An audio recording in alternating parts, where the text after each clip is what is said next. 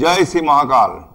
কুম্ভ লগ্ন, কুম্ভ রাশি জাতক জাতিকা যারা রাশি সাপেক্ষে বললে আপনার রাশিতে বসে আছে শনি বকরি, লগ্ন সাপেক্ষে ধরলেও আপনার লগ্নে শনি বকরি। শরীর স্বাস্থ্য নিয়ে সচেতন থাকতে তো হবেই, একটু সাবধানে থাকবেন। বসে আছে ছোট ভাই বোনের সাথে বিবাদ হতে পারে, সেখানটা একটু সতর্ক থাকতে হবে আপনাকে। যাদের শনি মঙ্গল চার্ট আছে, এই কানেকশান এরকম হয়ে রয়েছে জন্মকুণ্ডলিতে, তাদের কিন্তু বলবো একটু গাড়ি ঘোড়া চালালে দেখে শুনে, রাস্তায় পার হলে দেখে শুনে পার হবেন। এই সময়টা কিন্তু পায়ে চোটাঘাত, দাঁতের প্রবলেম, চুল উঠে যাওয়া, এই সমস্ত সমস্যাগুলো আপনাদের দিতে পারে।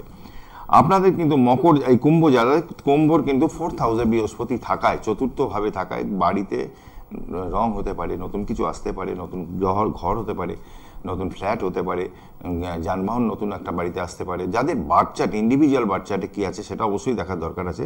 এটা ওভারঅল একটা বললাম।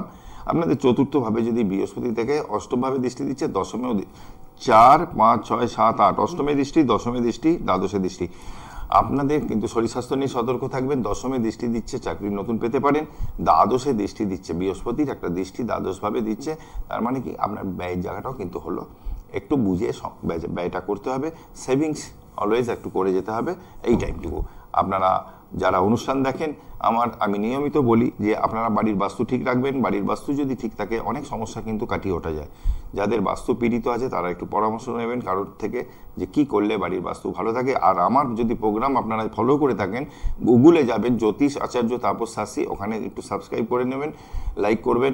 ওইখানে কিন্তু আপনার বাস্তু সম্পর্কে হোক, বিবাহ হোক, চাকরি হোক, প্রতিটা জিনিসের ওপর আমি কিন্তু আলোচনা করি, করে ছোট ছোট টিপস আপনাদের দিই। বিরাট কিছু খরচা হয় না, বাড়িতে বসে করে দেখতেই পারেন। যদি কিছু মিরাকেল হয়ে যায় সেটাই আপনাদের কাছে অনেক। ভালো থাকুন, আবারও আসবো, আপনাদের সাথে দেখা হবে এভাবে।